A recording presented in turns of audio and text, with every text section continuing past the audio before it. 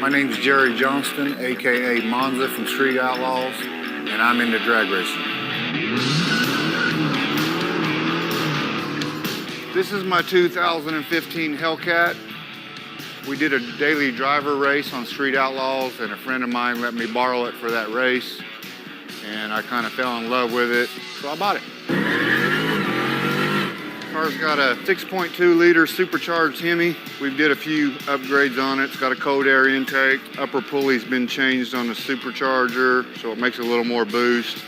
Car's been tuned for 93 octane. They come factory making 707 horsepower, and this one makes about 805. My goal is 1,000 rear wheel horsepower with this and be able to drive it anywhere. I started basically street racing in the 80s as soon as I was able to get my driver's license. I'd race anybody that pulled up beside me at a red light. I mean, anything I've ever drove, dirt bikes, cars, trucks, it didn't matter. I only knew one speed, wide open. One of my cousins had a little hot rod Monza body there, big tire car that had been built and never been ran. So I ended up trading him out of that. Thought this is the perfect opportunity for me to do something and get my boy involved in it with me. So we built that big tire Monza. That's when we got associated with Midwest Street Cars. We ran across a forum on the computer called Midwest Street Cars, and they had a top 10 list of the fastest street race cars in Oklahoma City.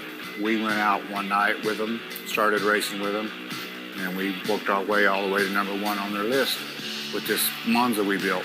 Then everybody on there is so competitive, cars just get faster and faster and faster, and that's when we started building this. This is my 1972 Rally Sport Camaro that we race on the TV show Street Outlaws. We call it the Sinister Split Bumper. Sometimes I call it worse than that if it makes me mad. It's got a Proline 481X in it, pair of Precision 98mm turbos on it, Fuel Tech, fuel injection, engine management, RC component wheels on it. It's got a Mr. Wendell's 3-speed turbo 400 in it with a Pro Torque converter. Mark Williams full floater rear end under it.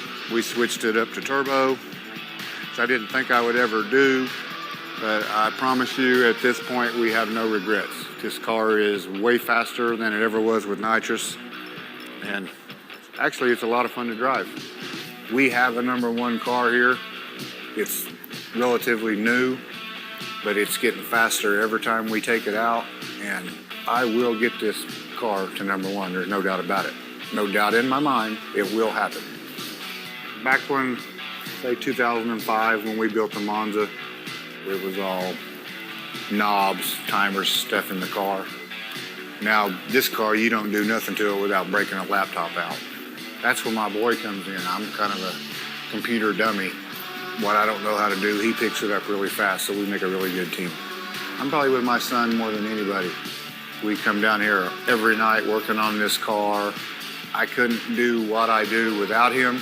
I wouldn't want to do what I do without him. Pretty much every time I pull up there to make a pass, I'm trusting him with my life. He makes sure I'm lined up like I'm supposed to. He makes sure everything on the outside of the car that has to be done is done, and I don't second guess none of it. I guarantee you I'm the youngest 52-year-old you'll ever meet in your life. I mean, I think I'm as good now as I was 20 years ago. I can still cut a light at a racetrack. I can still drive the wheels off of anything. I'm gonna do it until I feel I'm not competitive anymore. I may be 60 years old out here doing this, I don't know. When I get to the point where I'm not competitive or I don't feel like I have a #1 car on that list, then it'll be time for me to bow out. But I'm not ready to give it up yet.